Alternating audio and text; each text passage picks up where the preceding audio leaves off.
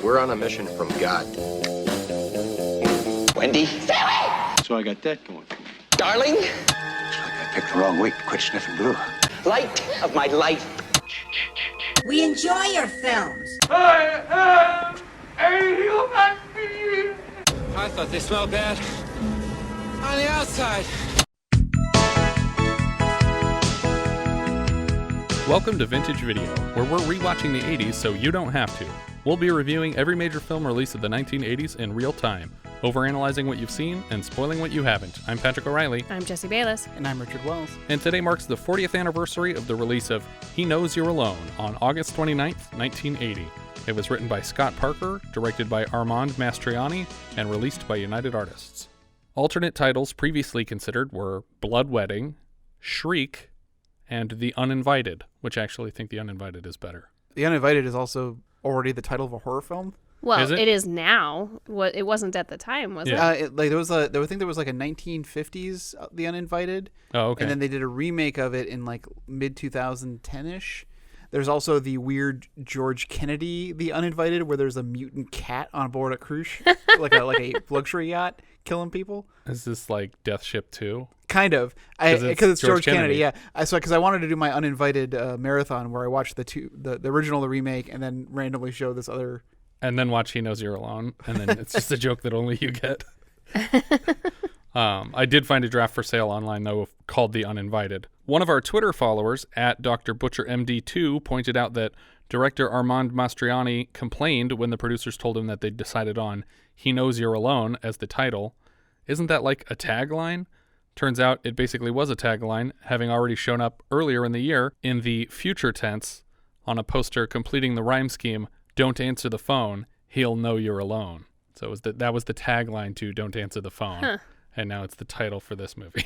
Well, how would answering the phone let anyone know that you're alone? Know. There could be other people in the house. There's no danger to answering the phone in that whole film anyway. Yeah, they aren't the same distributor, right? No, that was Crown International, I believe. Yeah, that wasn't who did this one? No, this was United Artists. Oh, all the movies are blending together. The film was originally set to be shot in Houston and produced by Samuel Z. Arkoff, who started 1980 at American International and produced on the AI titles Defiance, Nothing Personal, Gorp, and The High Cost of Living, and also The Visitor, which we'll be getting to later in the year. He also produced The Earthling and Dressed to Kill this year, but he wasn't able to lock down the money for this one, and so the production was moved to Staten Island for half the intended budget, and it was shot in 15 days, and from script to final edit, it only took 6 months to complete the film. Oh my goodness. It was made on a shoestring budget of $150,000 and made $4.9 million in total box office. Well, there you go. It's a good return. Successful. Yeah. We open in the woods, where two teenage lovers are making out in the back seat of a car. We see the POV of someone approaching the car, and the girl hears something. The guy, Dawn, shuts the radio off to listen.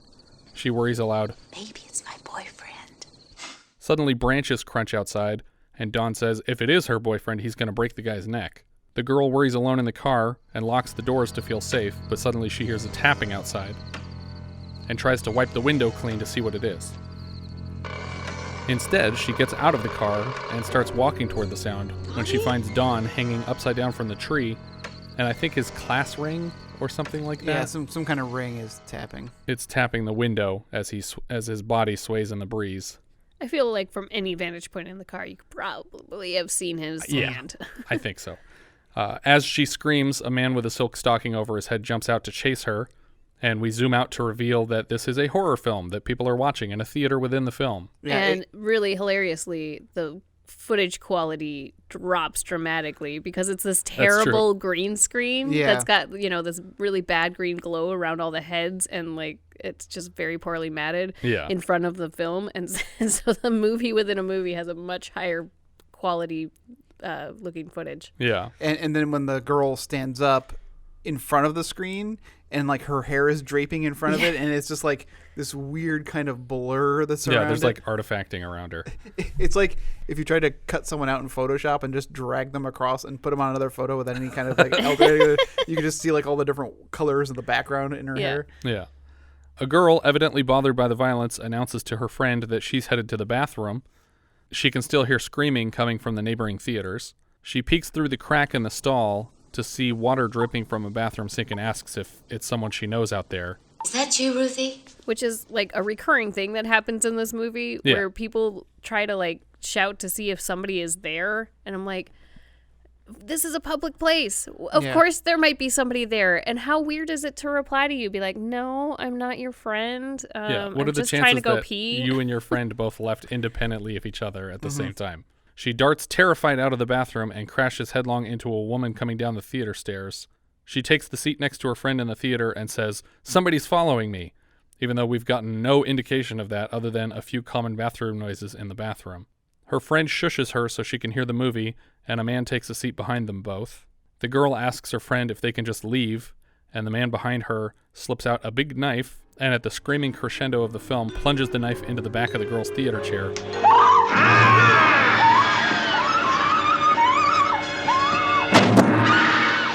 Through it and into her spine, evidently killing her instantly. Oh, because he like twists it too. Yeah. Like that's the worst part. It's like I can't handle the twisting of the knife. We're allowed to stab Richard in the back. Just don't twist it. Don't twist it. We covered that in our Night of the Juggler review, that we're allowed to stab Richard as much as we want.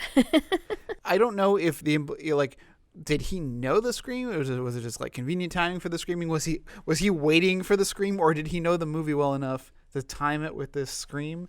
Because I'm based on his MO for the rest of the movie, I'm assuming he didn't know and he just was following this person. I don't even know if he has an MO. I'm very confused about that, but we'll get to that later. Her friend tells her that the scene is over and she can look now before realizing that she has been stabbed and is bleeding all over her. We freeze frame on the friend screaming over the bulging eyes of the killer that we saw just at the moment of stabbing. In some of the reviews I looked up, people credit Scream 2 as having done an homage to this scene, and they basically say that it's like, oh, this is shot for shot from He Knows You're Alone. And it's really not that not similar. No. Other than a person dies in a movie theater. Well, during a and is scary stabbed. movie, Yeah. and they take a trip to the lobby or the bathroom. Yeah, but I've heard people say it like, oh, the girl goes to the bathroom and she comes back and then she gets stabbed through the chair. And it's like, no, none of that happens in Scream. Well, the guy goes to the bathroom. Right. And he and gets stabbed she through gets the popcorn. partition in the bathroom. Yeah. But so it's not shot for shot like some people say. It is an homage because Wes Craven was a fan of this film, and may have inspired him in some way. But it's not like, he just Gus Van Santed this whole scene. We follow the light on the top of a police car through the city streets to the theater. I was chuckling very hard. I know this is supposed to be like a dramatic scene of the police arriving, but I was just thinking of the Naked Gun and just picturing it driving through all these exotic locations on the way to the theater. The cops describe the attack at the scene. Weapon went right through the vertebrae, severed the spinal cord, and pierced the heart. The guy's an animal. I can't tell if these cops are disgusted or impressed by how he managed to kill this girl. Detective Len Gamble enters, and he's approached immediately by Detective Frank Daley. It seems Frank called him down here specifically. They speak with the witness, the friend of the stabbed girl, and she tells us everything we already knew, but then Frank adds that she was going to get married next week, and Gamble is instantly sure it's his guy, the guy he's been tracking down for years. I bet it's him. Oh, wait. Don't jump to any conclusions. I mean, it might be a coincidence. Coincidence? Yeah. Yeah, so Frank says there's something you're going to want to hear, that she was getting married. And he's the one that called him. But then when Gamble goes, that's him, that's the guy, Frank goes, well, hold on now. Don't be so sure. It's like, but you're the one who called him. You wouldn't have called him down here if that wasn't significant. Yeah, why did you want him to hear it if you didn't want him to jump to conclusions? Yeah. Well, and so this is the first time we establish that he's the fiancé killer. In theory, we have an MO, but very quickly we see that he does not follow this at all. Yeah. And it doesn't make any sense to me that they keep thinking that this is the guy when bodies keep showing up if they think his MO is just killing about to be married people. Yeah, it doesn't make any sense. We cut to our killer in the backseat of a cab, and we fade to white to start a flashback from, I think, his perspective. He's wandering through a wedding or the wedding preparation, and he stumbles upon the bride in her dress doing her makeup, and she sees him coming in the mirror and addresses him as Ray. Ray, listen, I'm sorry things worked out the way they did. I didn't plan any of this. It just happened, okay? Now, come on, would you leave, please? And then suddenly he grabs her hard with a hand over her mouth and stabs her with the same knife we saw come through the theater chair. We fade back to the killer in the cab, And then we cut to a parking lot where Amy is kissing her boyfriend Phil goodbye for his bachelor party weekend. So now Amy is our new soon-to-be bride. Yeah, I was like, for sure thought that we were going to be following this bachelor party weekend. 2 stories, right? Yeah, I was like, what's going to happen with this bachelor party weekend? That's got to be relevant. Yeah, I was paying extra close attention because I'm really bad at all these names of multiple cast members, and I'm like, okay, there's this guy. 3 he's identical the boyfriend guys. of this guy or of this girl, and that guy's the boyfriend of that one, and then like we never see him again. And they don't even try to make it easy for us. It's not like there's a blonde girl, a redheaded girl, and a brunette girl. It's everybody's brunette, all 6 of these characters, and the 3 guys just look completely interchangeable. But then a school bus full of Boy Scouts come. I was like, okay, wait, are we following the Boy Scouts now? No. like which They of were these just groups? on the bus that one of the guys took to this drop-off. Yeah. But he's related to them in some way, like their teacher or their They're his instructor little brother. or something. All 12 of them are his little brother. Because he had them sing. Yeah, right. All right, all dressed in white. Stepped on a turtle and down came a girl. Here comes the bride. And so I thought that there was like going to be like a camp, and like we're going to follow like somebody to a campsite. At the very least, these kids aren't gone from the movie completely after this one shot, right? Oh, no, they are. Okay. It's a lot of unnecessary details. And apparently on this bus full of children, no one noticed a strange man in black sitting in the very back. Yep. Phil asks Amy what she'll be doing while he's gone because he's already jealous of whatever she's going to do. And she mentions that her friends Joyce and Nancy are going to be sleeping over. These are the girlfriends of the other 2 guys. And Phil tells her not to let that shitty Marvin guy come over because fuck him. Don't let me kiss that Marvin hanging around or I'll... Joyce and Nancy show up to drop off their boyfriends for the trip. And the guys convene at the back of the car to show off all the porn videos they're bringing to watch together? Yeah. I don't understand. Hottest pornos in town. And we pick up the women on the way. Mary? And Evelyn and Ginny. All right. It's gonna be good. Hey, you guys, what's going on down there? Come on, let's get going. I want to get there before dark. All right. Oh, they're going to watch him with ladies that they're going to pick Yeah. up? Yeah. One of them says they're going to be picking up girls on the way. Mary, Evelyn, and Ginny. So there's one girl for each of them. What the hell are they doing? Like, I thought even when bachelor parties were gross like this, the groomsmen just split the cost of a stripper. They're literally picking up 3 prostitutes to watch porn with for the weekend? Yeah. And they're trying to keep it quiet, but when the camera pulls out of them like putting stuff in the car, there's 2 other women standing right next to them. Yeah. They could clearly hear them. Back in Gamble's office, he's speaking with more witnesses from the theater stabbing. No new info, just that everyone started screaming when the victim's friend did. And we cut to the girls at ballet class. So that scene was totally pointless except to remind us that someone out there is hunting. Yeah. But we're at ballet. Joyce wants to know how much time is left because she's embarrassing herself. I don't know if it's on purpose, but Nancy seems to be looking directly into camera for this whole scene. Well, also, once again, talking very loudly. Yeah. Like she's saying, "Oh, thank God, there's only 15 minutes left." Like, and the yeah, she's talking instructor louder is right there. Yeah. They take a 5-minute break on the floor and joke about their boyfriends. Amy's having second thoughts. Joyce says that she preferred her ex, Marvin.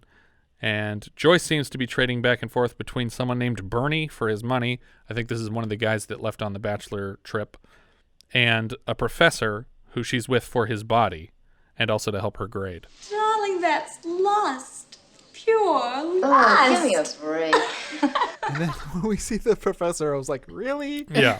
That guy? Outside the ballet studio, they bump into the professor with his wife, and they have to play it off like they only know each other through class. He reminds them to study for an upcoming final, and Joyce jokes, "You wouldn't give me an F now, would you, Professor?" The 2 groups part, and the girls just crack up as they walk away, like still within earshot of the guy and his wife. Right. Amy heads to the fitting for her wedding dress. She passes a man parked by a broken parking meter, I think. I don't know what the point of this shot is. Yeah, because I thought he was going to like say, "Hey, miss, do you have a quarter or something like that?" Like, No, there's just a guy there who's cursing out a parking meter. Because then she almost gets hit by a car, and I was like, "What happened?" Yeah. Like, what is she in a trance? Like, or was that not actually supposed to happen? Yeah, I couldn't tell. Because she steps off that curb, and that car comes slamming to a stop. Yeah, it definitely is too close for my comfort. Yeah. Like, it's just a shittily coordinated stunt because he clearly almost hit the If screen. it was a coordinated stunt. Yeah, that's true. I didn't even think that maybe it was on accident. Well, yeah, if this is Like, only use $150,000 budget, then maybe they didn't block block the road. off traffic. She stops to look at herself in the monitors of a TV store, and she smiles and poses for the camera. But when she steps out of frame, she reveals the killer standing directly behind her from the perspective of the camera generating these images. And then the music gets all buzzy. Then we get this John Carpenter ripoff Halloween-y score for a second. Yeah, for a second, it's like through half the movie. Right, but it's very brief here, but it comes back throughout.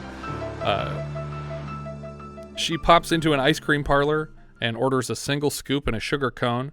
Nearby, two women eat melted ice cream because nobody on set knew you weren't supposed to use real ice cream for these kinds of scenes. Use bananas. Yeah. We learned that. Amy notices a man outside staring creepily into the store and averts her eyes. She almost forgets to pay before leaving, and outside someone grabs her shoulder and spins her around, smashing the ice cream into his own shirt. He insists she has ruined the shirt. This is her ex-boyfriend, Marvin. This stuff stains. It's like blood. No, it's not. It's chocolate. It doesn't stain. Nothing gets chocolate out. Yeah. See? But she does proceed to make it worse. She does, yeah. But she also seems very happy to see her ex-boyfriend Marvin here, even though he's a total fucking creeper. She tells Marvin that she was being followed, and he jokes that her fiancé is keeping overprotective tabs on her, which is exactly what he's doing. They head back into the parlor to get some water for his shirt, and she asks, "Oh, how did you find me?" And he admits that he just asked her sister where she would be all day so that he could find her whenever he wanted. Marvin tells her that Phil is an asshole, and this catches the attention of the women slurping ice cream soup in the corner. He accuses Phil of stealing her away, but she explains that she ended it because Marvin went away when she needed him. She asks if he came here directly from the morgue, which is apparently where he works. I'm guessing she would only ask this if she thought she could smell cadaver or something. Yeah. Because otherwise it's out of nowhere or formaldehyde. Yeah, something. Was this guy supposed to be a red herring or something? Because they haven't hid the killer's face this whole time. Yeah. Did you just come from the morgue? Yeah. They got me on days now. The regular guy died. I gave him our best freezer. She laughs at his morgue jokes. He plans to study forensic medicine, and he begs her, again, not to marry Phil, and admits he can't accept her invite to the wedding ceremony. As she walks away, Marvin shouts after her that Phil has insanity in his family and that he is a closet, and we cut off there. He's a closet! He's a closet. Yeah, he's a closet. He's part of, like, a reverse Beauty and the Beast spell that turned furniture into people. I assume the former... I assume the former is supposed to make us think that the killer is related to Phil, because he's like, oh, he has insanity in his family. It's like, oh, is that his brother that's killing people? Like, what's going on? Yeah, I didn't read any of that into this. I thought it was just him trying to convince her not to marry the guy. Yeah. Amy heads to her fitting, and while changing, she asks the shop's owner, Ralph, if marriage is a mistake. He gives her the standard, "It's good and bad" line. He's also smoking a massive cigar in a women's clothing store. Yeah. Right? Everything and she's is making it very clear she doesn't like that. Well, not just right at this moment. Yeah. But everything is going to smell that way. Forever. Yes. But it's not going to ruin your wedding pictures, so who cares what the dress smells like? Amy gets the dress on, and Ralph puts some pins in it for alterations. While Amy changes out of the dress, she thinks she hears someone come into the store, even though we already know someone else is in there. Also, again, public place. Yeah. Why do we keep worrying about there being people in these public places? After a few more creepy noises and music cues, Marvin pops his head through the curtain to her changing room while she's standing there in her underwear, and she shouts at him to go away, while laughing like it's a hilarious joke. And the store owner is apparently okay with this? Yeah. Because they know each other or something. When he pulls his head out, Ralph winks at the kid that he just let stick his head into the changing room at his soon-to-be out-of-business wedding dress place. But, like, he knows that this lady is about to get married. He's selling her a wedding dress. This is clearly not her fiancé. Why would he let him do this? It's not in his best financial interest for her to suddenly drop this purchase. As Amy leaves the store, Ralph is very suddenly attacked by our killer and stabbed with scissors.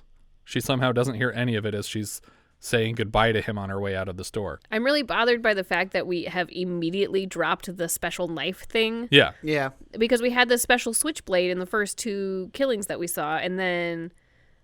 Or two killings? Yeah. Yeah. The flashback one and the one in the theater. Right, yes, the first two killings. And now we're at scissors, and pretty soon he's just going to grab anything he has handy. Well, I guess here on, he just grabs whatever is handy. Like, what's the point of establishing a cool weapon that you could trace to a particular person for some reason? Yeah. And it wasn't like Ralph got the drop on him and he didn't have a chance and he just had to grab what he could reach.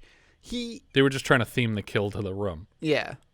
But the problem is also, why is she asking Ralph for marriage advice when he's just about to be a bride himself?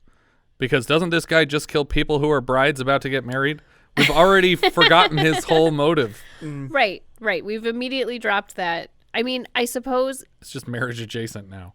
He could have been trying to go for her, and it would have been more convenient if he took this guy out first. But it doesn't even seem like he tries to get to her, because there seems to be a period of time where she finishes changing and gets out of there, and it's not like he's chasing her.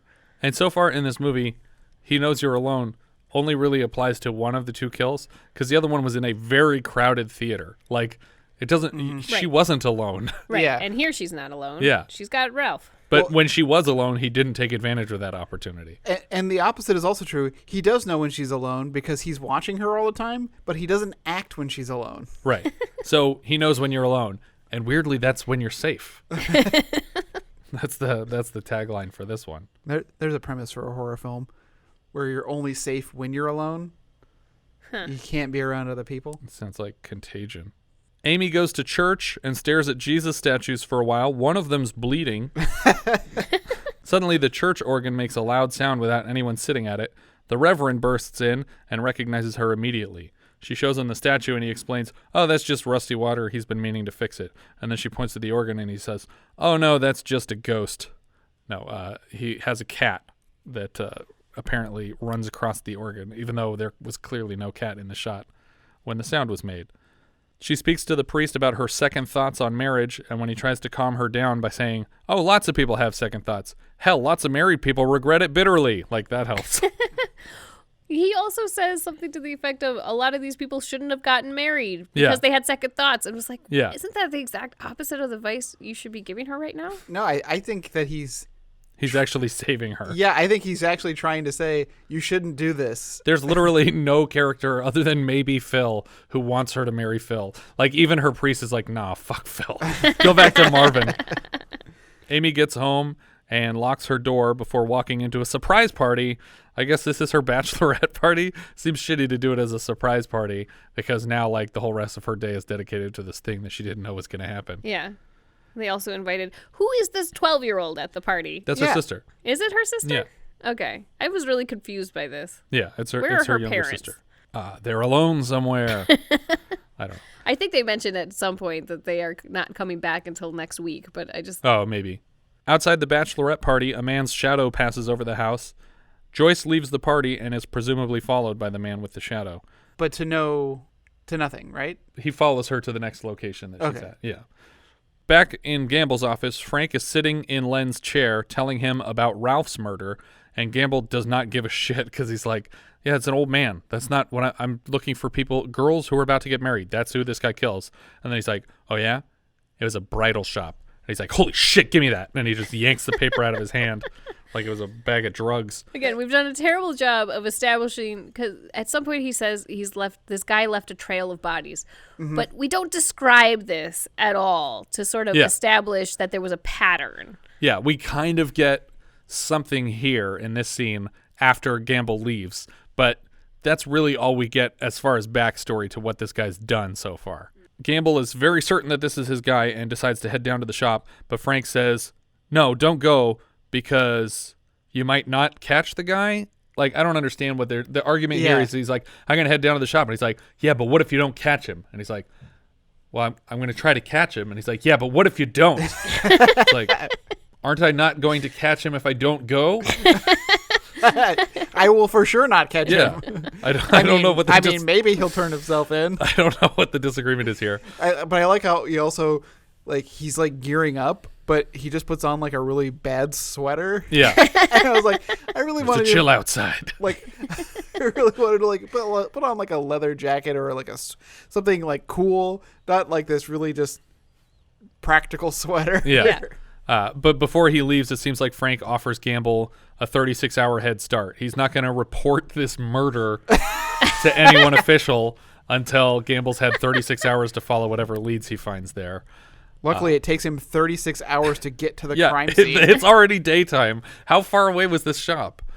After Gamble leaves, another officer enters the room and sits with Frank, just so that Frank could talk to another person that isn't Gamble and say, oh, you know that bride from the killer's flashback earlier? And the other cop's like, yep. And he's like, yeah, that was his fiance. Bum, bum, bum.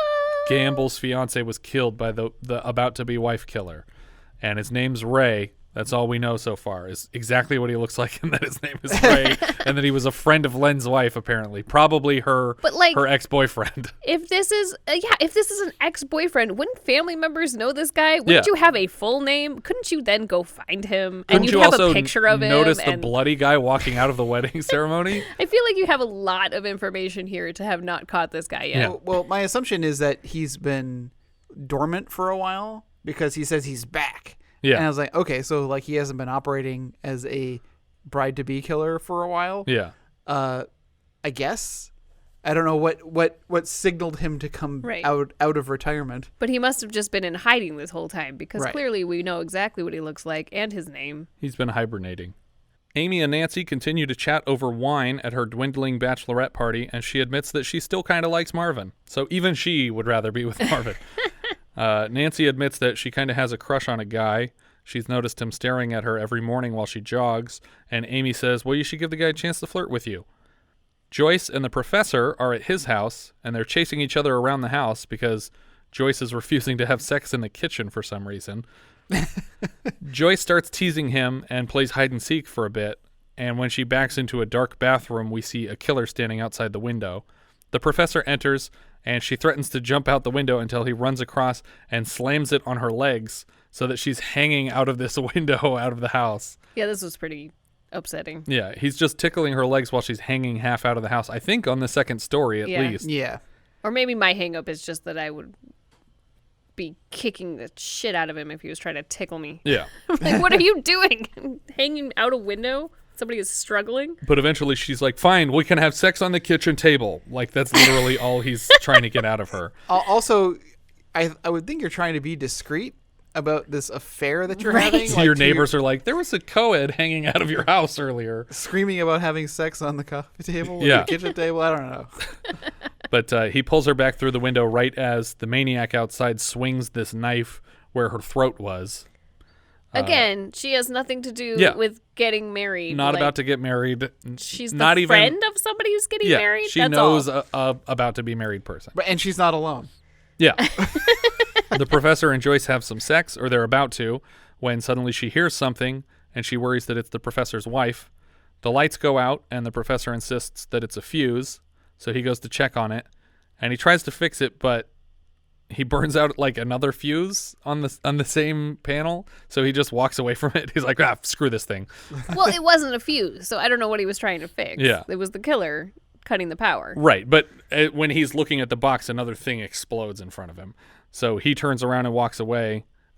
When he gets back to the bed, she's already dead. She died off screen. So he goes to sit with her, and he's wondering why she's not making any sounds. And then he dips his fingers into her pooling blood on the bed, and he just stares at his bloody hand like, until eventually the killer shows up and stabs him repeatedly. The next morning, Marvin surprises Amy at her home at 7 a.m. She had previously said to meet her at 7. Not specifically 7 p.m., but that's what she meant. He brings a fish to come see her. Doesn't he say that I just got off of work? Yeah. Which is why he showed up there, which is weird because he already just told her that he's on days now instead of I think nights. that was just part of the joke. Oh, that was a It's joke. day for night. No. Cutting that. He brings her a fish because apparently he promised to bring a fish whenever he visited, and then he points at the tank and he says, Oh, I'm visiting you. And that's a fish. That's dumb, Marvin. That's really dumb. And how about you clean that fish tank? Yeah. Yeah. No, it's fine. Marvin begs her some more not to marry Phil. He tells his obnoxious backstory that he had a girlfriend that he pestered for sex, and when she said no, he gave up, and then he found out she says no to everybody at first, and then gives in, so he swore from that day forward to be an ultimate creeper and to never take no for an answer. She walks away to make some coffee and notices the weird man in her yard again. Marvin goes outside to investigate and pretends to be pulled into a bush for a second, but he can't find anyone out there. Nancy comes downstairs hungover from wine, and Amy's sister comes downstairs hungover on cake. Amy invites Marvin to come with them to the carnival later today, and then Nancy and Amy's sister rush to the kitchen sink to throw up in unison. Gamble gets to the crime scene at the wedding dress place, and according to the subtitles at least, introduces himself as Gamble Boston Globe? I don't understand why he said that. Yeah, I was confused because I was pretty sure he was an investigator. He is. He's a detective. Okay. So I don't know why he says Boston Globe, if that's even what he says, but that's what the subtitles say here. Huh. I don't know if he's pretending not to be a cop. I don't know why they would let a journalist lift the blanket off of the corpse and inspect the crime scene alone, but it seems like he says Gamble Boston Globe when he walks in. The other man on the scene doesn't understand why they've been given strict orders not to touch anything or process any evidence. Gamble finds a scrap of wedding dress in Ralph's hand and matches it to a dress on the rack, and he takes the contact info for the dress and leaves the scene. I feel like they would also have an appointment on file for the last person that saw him alive. We see Nancy and Amy jogging through the woods, and they notice Nancy's crush again. Amy says, "Why don't you go talk to him?" So Nancy runs over to Elliot, as he will come to be known, and he extends a foot as she passes to intentionally trip her. Oh, I'm too tired to scream from the pain you just caused me. Oh, I'm sorry. Oh, don't be.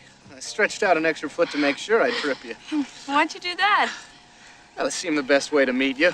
Oh. My name's Elliot. Hi. How do you do? I'm Nancy. I hate jogging. Oh, so do I. The rest of this role feels like a pretty typical Tom Hanks part, but the tripping her is the only piece that I feel like doesn't work for me. It's a weird meet cute.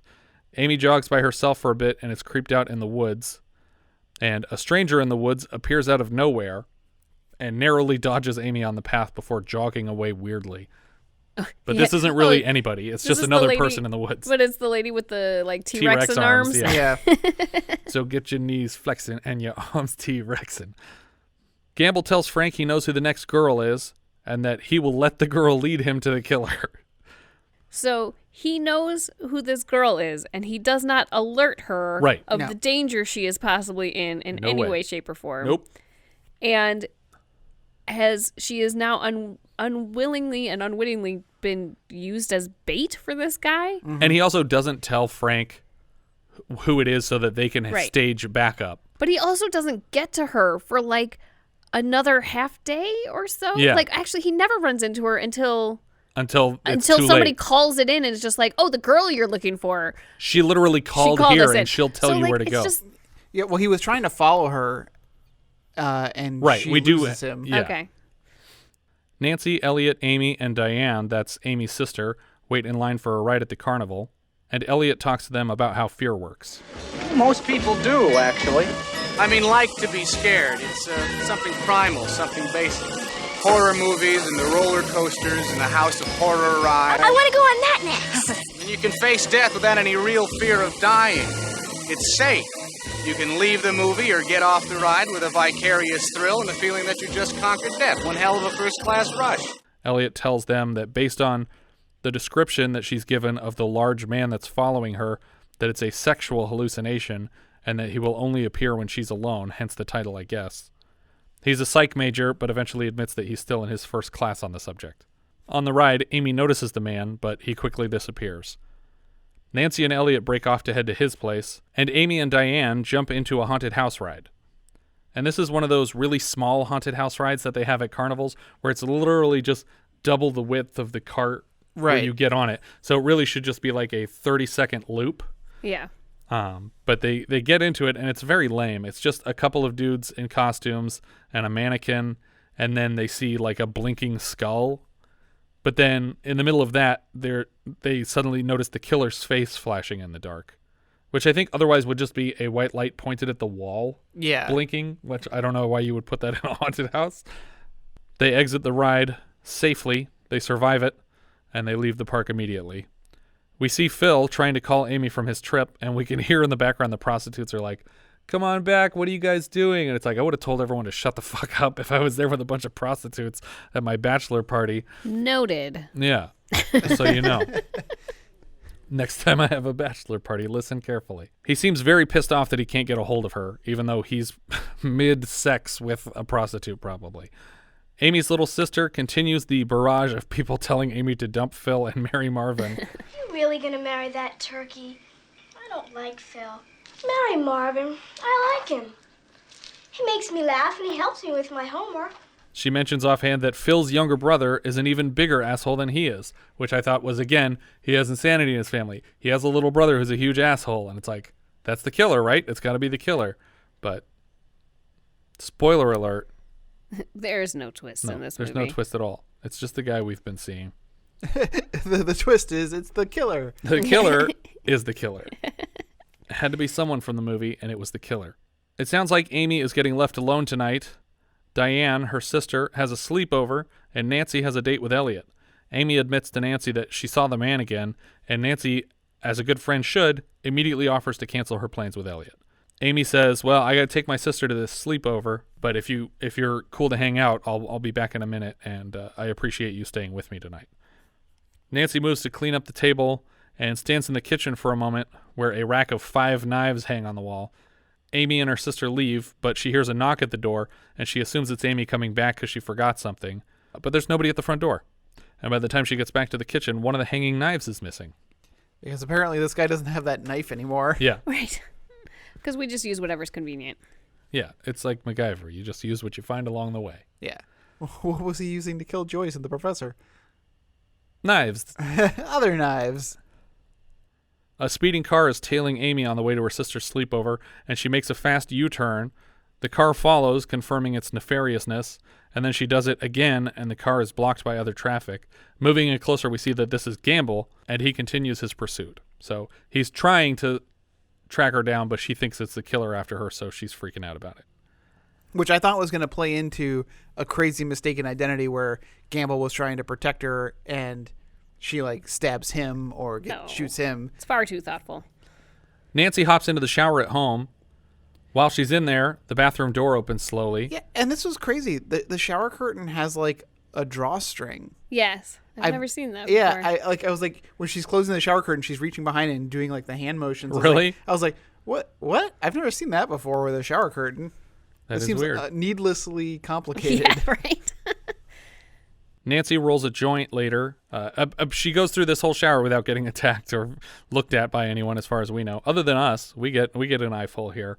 Apparently, the director was very unhappy about the scene being forced in by producers because, for the most part, he just wanted to make a straightforward horror movie, and there's not even really any blood in the movie. Yeah. But he was a little disappointed when they were like, "Oh, you don't have enough boobs in there," so they made him do an extra scene. It may have saved the movie. Nancy rolls a joint and puts on a record and lays on the living room carpet with her headphones on. She removes the headphones a couple times thinking that she heard something and eventually closes her eyes, and a man with a knife enters the room and he puts the blade to her neck. Amy returns from dropping off Diane and finds a few goldfish dead on the carpet in the living room, and then she turns to see Nancy's severed head in the fish tank, or what I should say is a cake decorated to look like Nancy's head. It's not a pretty rough prop. Not a great prop, but $150K, what are you going to do? And I was just thinking, what would be great? Why don't you just have a false bottom fish tank and just have her stick her head up there for a second? Yeah, that would probably have required more money than this crappy prop. Yeah, they would just they would put her head up and then she would put a hose in her mouth. Mm-hmm. And then she would have to hold her breath while they filled the tank. She's breathing through a hose while they fill the tank, and they pull the hose out for a second while she's playing dead. Mm-hmm. And then because how long is that shot of the zoom in shot? Maybe 4 or 5 seconds. Maybe not even. It just feels long because they're holding on it. Yeah, it probably should have just been her head. Or how much could it have cost to actually cut her head off? It's like the movie Effects. For no reason, they just cut off this one actress's head. She turns to run and crashes into the killer here in her living room.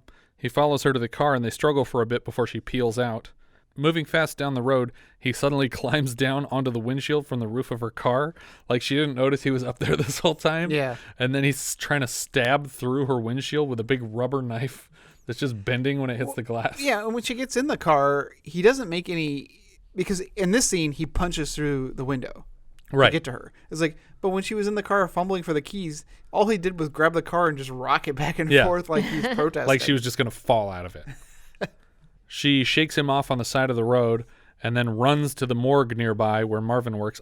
I think this is where she was driving. Like she intended to get to Marvin as quickly I guess, as possible. yeah. Because it just seems a little convenient that she is there. Yeah. He doesn't believe what she tells him until he suddenly hears someone else in the building.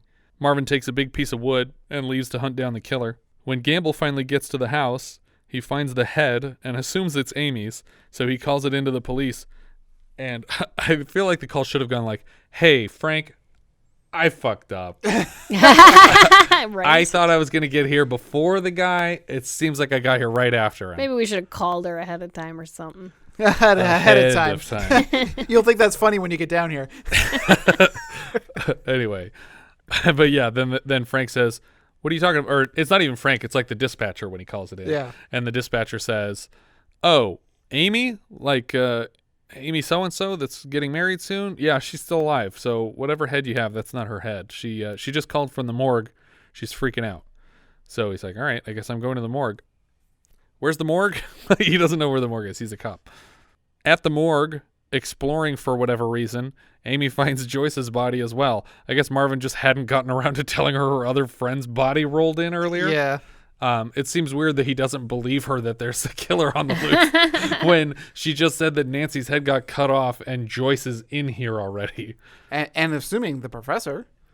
Yeah, I mean, if Joyce is here, then the professor must be. And Marianne. Here on Gilligan's morgue.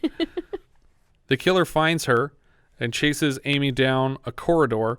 These corridors are like miles and miles wrapping around, like so much bigger than the building. They have to be outside the morgue. Like it connects to like sewers underneath Steam the place. tunnels I don't know. It looks like they're using a Hadron Collider as a morgue. And so there's these tunnels that go miles underneath. Somehow Gamble's able to find her very quickly, though. Just as the killer is cornering her, Gamble shoots the maniac and he falls to the ground. And then Gamble starts yelling at her to leave for some reason. Go on, get out of here! Like, it's just a weird thing to say. Yeah, get out of here. Get out of here. Instead of like, are you okay? Like, I can help you. Because saying get out of here means this guy's not dead. I know for sure he's not dead. Mm-hmm. So you need to leave before he hurts you. Instead of keeping a gun trained on the killer the whole time. Yeah, also that I'm police. Yeah. Like, I know I'm just in this sweater, but I am actually a police officer. But it's almost like he's trying to keep it a secret that they were ever here. Mm-hmm. So he's just like, get out, quick. Go that way. Go back that way. We're going to be fine. Get out of here. But then the maniac gets up, and they start fighting as soon as she leaves, and the killer just kills Gamble right away. So this whole like cat and mouse thing was stupid because it's just like, oh, yeah, and then he murdered you. The end. Yeah, that gamble didn't pay off. Hey. No. The killer follows Amy down the corridor, and she locks herself in Marvin's office and then backs against the locked door with a window in it. Obviously, the killer's hands explode through this window. And Amy grasps a nearby scalpel and just starts stabbing the shit out of the villain's arms. Marvin comes in, and he wrestles her away from the door and out of the building. And it's super anticlimactic. They walk out of the door of the building, and the cops are all outside, and they say, oh, he's in there. Go get him. Yeah. And we don't see what happens to the killer. We don't see a face-off with the police. It's literally just like, okay, we ran around a corner. The end. We fade to wedding preparation where it looks like Marvin is now the soon-to-be groom. And I thought it was Gamble who's helping him fix his tie. It's a similarly mustachioed man. I think it might be. I didn't recognize that when I watched the movie, but in one of the podcast reviews I was listening to in preparation for this, someone was like, Gamble is there doing his tie. And I was like, okay, so maybe he survived that attack then. Mm-hmm. But suddenly we're getting a POV shot in If it is him, I don't think I would have invited him to my wedding. This guy knew there was a killer after me and didn't tell me. Yeah, but he also killed the killer. Huh? Or no, he injured the killer. Oh, no, yeah. He slightly wounded the killer. Yeah. He bought you 5 seconds, though. Huh? Huh? As a wedding gift. Suddenly we're in a POV shot as someone wanders into the bride's room, And we see Phil's POV as she turns around and says, "Phil, what are you doing here?" And then we crash zoom into her eyes with a scream and the same bulging eyes of the killer. And then we fade to red for the credits under the Carpenter ripoff score. I don't think I've seen fade to red at the end of a movie in a while, but it was cool. I know you guys probably haven't heard the trailer for this one, so I wanted to share the beginning of the trailer to discuss it with you guys.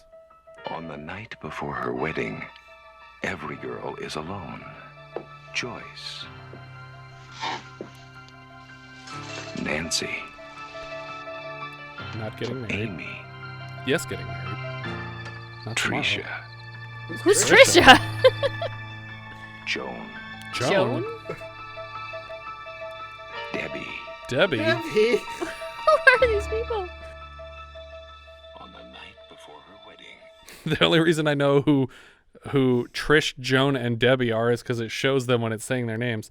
The other names actually go to the actresses who are playing those parts, but when it says Trish, it's showing the woman in the car from the movie within a movie who is clearly not engaged or about to get married. Yeah. Joan is Gamble's wife, who doesn't have a name in the movie, but we know from the trailer that canonically her name is Joan. Okay. Or not wife, obviously, fiance. Fiance. And then Debbie is the girl who gets stabbed in the movie theater. Okay. So the trailer's implying that they all fit his MO. Yes, and that they were all killed the night before their wedding days. Yeah, that is highly not inaccurate. at all what happens. So, I just thought that was fun.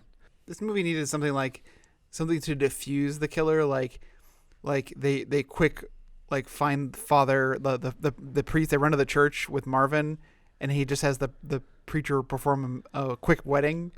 Like he just marries them right He's then like, oh, and it's too there. late. and the killer's just like, no. Damn it. And he just explodes into ashes. Oh, that's weird. I was not expecting that to happen. Director Armand Mastroianni, this was his first directing credit. He did 8 episodes of the Friday the 13th TV series. He has mostly TV movies since this, but he does have 7 titles right now in some state of development as a director credit. Writer Scott Parker, his only other IMDb credit was for writing Die Laughing, for which he also shared a story credit with Robbie Benson's father, Jerry Siegel. Don Scardino played Marvin. He's a director on a lot of television, including a couple Aaron Sorkin projects, Sports Night, West Wing. He did 14 Law and Orders, 38 episodes of 30 Rock as director. That's a large chunk of the series. He did 1 episode of Crazy Ex-Girlfriend, 39 episodes of 2 Broke Girls, 2 Kimmy Schmidts, 2 The Connors. He also directed the feature The Incredible Burt Wonderstone, and he played Homer in 1970's Homer. He was the friendly gay neighbor in Cruising earlier this year, and he also played a maitre d' and hermit in little cameo appearances on 30 Rock over the course of the series. Caitlin O'Heaney played Amy Jensen, our bride-to-be. She played Snow White Charming on a sitcom called The Charmings, which was about fairy tale characters being banished through a portal to a house in the San Fernando Valley. Huh. I think it only had 1 season, but I remember looking it up a long time ago because it just sounded like a ridiculous premise for a show. It sounds vaguely familiar. I don't think I ever watched it, but Yeah. I remember it being on. Louis Arlt played Detective Len Gamble. He was a writer for soap operas mostly. He did 101 episodes of a show called Loving, 16 episodes of General Hospital, 15 Another Worlds, and 5 One Life to Lives. James Rebhorn was Professor Carl Mason. He's Albert Nimzicki in Independence Day. He's Dr. Kaplan, Liz's dentist on 30 Rock. He's Dr. Larry Banks in Meet the Parents. And he's Mr. McFlemp on The Adventures of Pete and Pete. Tom Hanks played Elliot. You know him. He's in Forrest Gump, Apollo 13, Philadelphia, Big, The Burbs, The Money Pit, Saving Private Ryan, Castaway, Joe versus the Volcano. And he was just Hanksing it up. Yeah.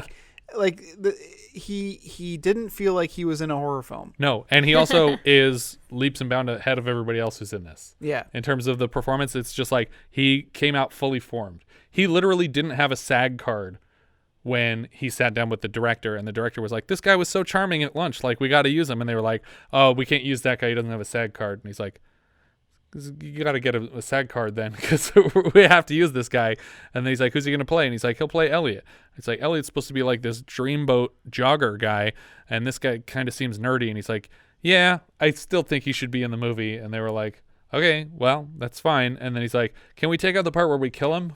He's like, why do you want to not kill him? And he's like, because he's so nice. He's such a cool guy. I'm curious where would we've gotten killed at the carnival, maybe? I don't know where he would have died, but that's why I was considering getting the copy of the script. It's selling for like 400 euros online. It's the only way you could buy the original draft of the script. But I'm very curious to hear what his death scene would have involved. Dana Barron played Diane or Diana, depending on if you trust IMDb, which I tend not to. This was her first film, and her second was 3 years later when she played Audrey in National Lampoon's Vacation. One of the Audreys. That's right. Yeah, because they switch out the kids all the time. She came back to the series as Audrey in Christmas Vacation 2, Cousin Eddie's Island Adventure, which sounds awful. In 2010, she was in a movie called The Invited, which is funny because this was originally called The Uninvited. Nikki Witt on Beverly Hills 90210. I think that was a second season character. And she was also in an episode of Leverage from season 5. So we'll leave that up to you to decide. Joseph Leon played Ralph the Tailor. He was Julie Raskin earlier this year in Just Tell Me What You Want. And he's Byron Leibowitz in Shaft. Paul Gleason was Detective Frank Daley. He's obviously Richard Vernon in The Breakfast Club. And he reprised that role for Not Another Teen Movie. And he plays Dwayne T. Robinson in Die Hard. I think that's one of the cops outside. Yeah. That's trying to he's figure out. I guess like I don't want to say captain, but he's the one who keeps trying to dismiss Reginald Val Johnson's like claims of that this guy's a cop. He knows what he's doing. John Bottoms was Father McKenna. He played a mortician in The Long Riders earlier this year. He also played Virgil Earp in Doc in 1971, which is about Doc Holliday, and stars Stacy Keach, his Long Rider co-star, as Doc Holliday. Russell Todd was the boy in Car. He plays Scott in Friday the 13th Part 2 and Rick Stanton in Shopping Mall. But his death in Friday the 13th Part 2 is not completely dissimilar from how he dies in the movie within a movie here. Dorian Lapinto was Gamble's bride, who we know is Joan. She played Barbara Mack, Alex Mack's mom, in 76 episodes of Secret World of Alex Mack. I was very excited about that. She's wonderful. But that's she's chronologically the first kill in this movie, even though we see someone die before we see her death. What do you think about this one, Jess? Meh. It was not great. I think the funnest moment is the head in the fish tank.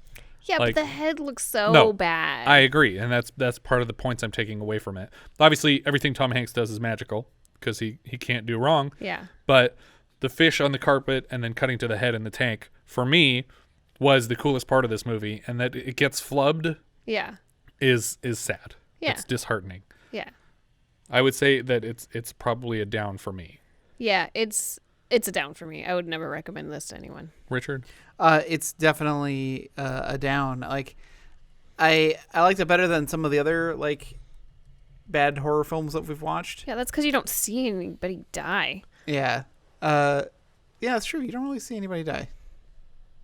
Well, Ralph gets it pretty bad. I mean, the girl at the beginning, you see it go through the chair, but you see the You're seeing a chair get stabbed. You see the chair get stabbed, right, yeah, exactly. And then we don't see the girl die in bed with the professor. Right, she dies off camera. Yeah, we don't. And so does Nancy. Yeah, exactly. Yeah. Yeah, you just don't see the kills. Yeah. I wanted to bring up one thing though. One of the producers, Edgar Lansbury. Okay. Younger brother of Angela Lansbury. Oh, really? That's cool. And so I was gonna make some kind of weird joke about Jessica Fletcher's younger brother murder mystery thing, but I just thought that was an interesting bit of trivia. That her brother is a producer. Nice. I so saw it's Lansbury. Murder he wrote. He's not the writer. And I guess father-in-law of Ali Sheedy, it says. Father-in-law of Ali Sheedy. So who's Ali Sheedy's husband? Yeah. Somebody Lansbury. right? Is she Allie Lansbury now? David Lansbury, divorced in 2009. And Ali Sheedy was in a movie with Detective Frank. What's his name? Yeah, exactly. There you go. Detective Frank Daley was in a movie with Ali Sheedy about a club that had breakfast. I'm not going to acknowledge your weirdness. No, I know you won't. That's why I love you. Yeah, I think they were kind of going for a Carpenter-esque, like, you know, all the kills happen off camera or out of sight, and that your brain is having to fill in the gaps because it makes it more terrifying. But, and again, I haven't seen Halloween, so I don't know. But I've seen John Carpenter movies, and I know that he's very funny, even when he's making scary movies, that he tries to make them funny in a lot of places. And I don't think this movie gets across a lot of the comedy, except when Tom Hanks is on screen. Yeah. Nobody's making any jokes, and when they are, they're jokes that don't really make sense, so all the laughter is forced. Yeah, I think that this movie just... There was no suspense to it either. Right, because you see the killer's we face the whole immediately time. show everybody what's going on the whole time. Yeah. So it's really just not super scary in that respect. And it's not super scary in that it's not like we have a bunch of gory kills. And so I think that the two options that you have for a horror movie are lost here. The best thing you can hope for as a twist is that this killer is like the father or brother or relative of someone else in the story. And when it turns out he's a completely unrelated person who is actually just killing random people as often as he runs into them, then the whole motive is thrown out. And I don't care why he's killing people because it doesn't make sense. Right. So even the backstory that you've set up has been thrown out the window because he's just killing random people. Yeah, I would have liked to have been able to have the option of suspecting some people. Like one of her friends is jealous because maybe she used to date Phil, or Marvin is jealous and keeps trying to convince her not to marry, so you question him. Mm-hmm. You know, give us something, but just a flat out no, oh, there's just a crazy guy. Yeah. And the only connection he has is to the cop that's tracking him down personally, and the cop who's actually tracking him down ends up never interacting with any of the characters until the last second when he's just totally stupid. Yeah. Like he's had 3 years to plan for this and he fucked it up on his first try. I'd watch it again, but I wouldn't recommend it to anybody. I wouldn't be like, oh, you should check this one out. I don't know. It's pretty low on my list. If you're a Hanks completist, maybe. There's nothing real interesting about it. I wouldn't watch it again if I had a choice. Yeah. It's really down there for me. What do you got, Letterboxd? It's like, I don't know, 10 or 11 from the bottom. It's underneath the fiendish plot of Dr. Fu Manchu, but above Stunt Rock. Underneath Fu Manchu, wow, that's rough. At least Fu Manchu I find, slightly amusing. There's nothing about this movie like that's interesting at all. I do like Tom Hanks going, you want a goober? At the end of a scene. Yeah. I'm convinced that he just improvised that for sure. What do you think, Richard? Where's it going? Oh, I also have it extremely low. Maybe even almost exactly as far as 11th. I have it at 95, and this is just below the Octagon and just above the Happy Hooker Goes Hollywood. Okay, for me, it's going considerably higher. 18th from the bottom, which puts it just below How to Beat the High Cost of Living, but above The Kidnapping of the President. But yeah, I think that's everything for this one. If you guys have any thoughts you'd like to share with us, we are Vintage Video Pod on Twitter, Facebook, Instagram, and Letterboxd, where, as I've said before, you can find each of our full movie rankings for the year. We can also be found at vintagevideopodcast.com. Please consider rating us on iTunes to help people find the show, and if you take the time to leave us a review, we will thank you personally in an upcoming episode. If you're feeling especially generous, you can also support the show through patreon.com/vintagevideopodcast. Thank you so much for listening, and I hope you'll join us next time when we'll be discussing The Return of the Secaucus 7, which IMDb describes like so. 7 former college friends, along with a few new friends, gather for a weekend reunion at a summer house in New Hampshire to reminisce about the good old days when they got arrested on the way to a protest in Washington, D.C. Oh my God, that sounds so boring. Can we skip another it? small circle of friends. Yes, this was another perfect no slice more of small life. circles. The Return of the Secaucus 7 is, of course, a sequel to The Return of the Secaucus 6. Oh, Jesus. No, that's not true. It is not the 7th installment. John Sayles? The Return is also not a sequel. What did you say? It's John Sayles. That wrote it?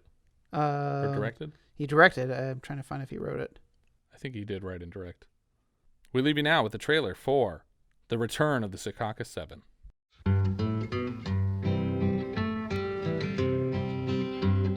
Sitting here thumbing through Hustler magazine, looking at the pictures, they don't seem obscene to me. I'm 21 years old and I ain't never had no one. I ain't much to look at, my brain's kinda slow. I dropped out of high school and went to work for Texaco. Oh, just pumping their gas out by the interstate. I'm 21 years old, 21, and I ain't never been nowhere. I want a girl that I could curl up with in love. Oh, Lord above, know what I mean. I want a girl to want me like I want the girls I seen in Hustler magazine.